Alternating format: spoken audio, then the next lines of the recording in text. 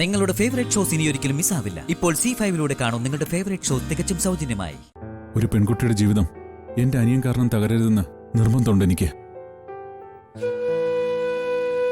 അതെ മോളെ, ഇത് നിന്റെ മാത്രം കാര്യമല്ല.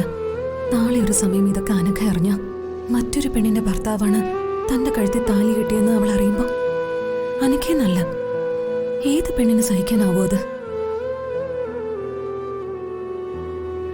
എല്ലാവരുടെയും സമാധാനത്തിന് ഇനി ഒരു വഴിയേ ഉള്ളൂ. ഈ വിവാഹം നടക്കരുത്.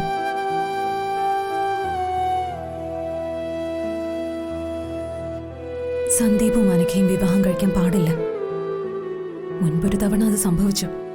എന്നാ ഇപ്പോ സന്ദീപും അതിന് തയ്യാറായതുകൊണ്ട് അതത്ര എളുപ്പമല്ല. പിന്നെ ആകെയുള്ളൊരു വഴി. എനിക്കറിയാം ചേച്ചി എന്താ ഉദ്ദേശിക്കുന്നെന്ന്. ഈ വിവാഹം മുടക്കാൻ വലിയ എളുപ്പോ? ഞാനിപ്പോ താഴെ ചെന്നിട്ട് നടന്നെല്ലാം തുറന്നു പറഞ്ഞാൽ മതി. പക്ഷെ നമ്മളതൊക്കെ ചെയ്യുന്നത് എന്നെ വേണ്ടാത്ത ഒരാൾക്ക് വേണ്ടിയാന്ന് ഓർക്കുമ്പോഴാ ഞാനതൊക്കെ ചെയ്യാതിരിക്കുന്നത്. ഞാനങ്ങനെ ചെയ്ത ഈ വിവാഹം നടക്കാതിരിക്കണമെന്നില്ല. അവന് പറ്റിയൊരു അബദ്ധമായി അവനെല്ലാം ഒരു മാപ്പിൽ തീർക്കുമ്പോ വിവാഹബന്ധം വേർപിരിയാമെന്ന ധാരണയിലേക്ക് എത്തിച്ച് അതിനൊരു പരിഹാരം കാണും അവന്തി കേട്ടത്തി അനഘെ.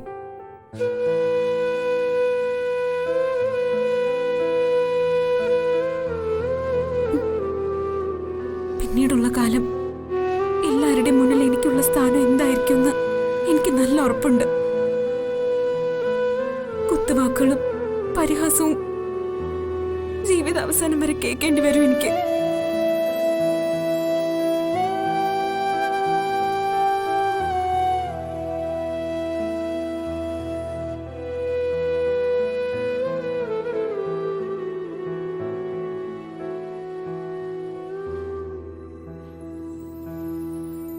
ഇപ്പോ അനക്ക് എന്നോട് സംസാരിച്ചിരുന്നു. അവരുടെ വിവാഹം കഴിഞ്ഞ അവളുടെ കൺമുന്നിൽ പോലും ചെല്ലരുതെന്ന അവൾ എന്നോട് പറഞ്ഞത്. അത് കേട്ടിട്ട് ഞാൻ മിണ്ടാൻ നിന്നത് എന്റെ തീരുമാനവും അത് തന്നെ ആയതുകൊണ്ടാ. ഇനി ഒരിക്കലും സന്ദീപിന്റെ അനഘയുടെ ഇടയിലേക്ക് ആതിര ചെല്ലില്ല.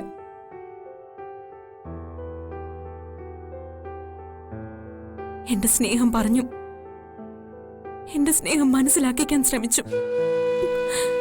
സന്ദീപിന്റെ മുന്നിൽ ഞാൻ അപേക്ഷിക്കാൻ നിൽക്കില്ല. ഇനി ആരെയും ഞാൻ ഇതുപോലെ സ്നേഹിക്കില്ല. കാരണം എല്ലാം വെറുതെ. ഈശ്വരൻ തന്ന തലവിധി ഒരു പരിഭവം പറയാതെ ഞാൻ സ്വീകരിക്കുക.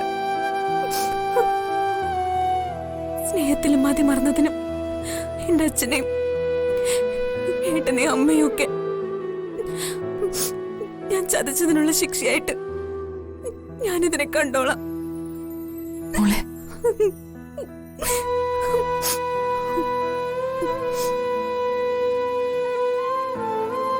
എന്റെ സന്ദീപിന്റെ കാര്യങ്ങളൊക്കെ വിട്ടിട്ട് ഇനിയെങ്കിലും നിങ്ങൾക്ക് വേണ്ടി ജീവിക്കണം. ഡൗൺലോഡ് ചെയ്യൂ C5 ആപ്പ്. കാണൂ എല്ലാ എപ്പിസോഡുകളും സൗജന്യമായി.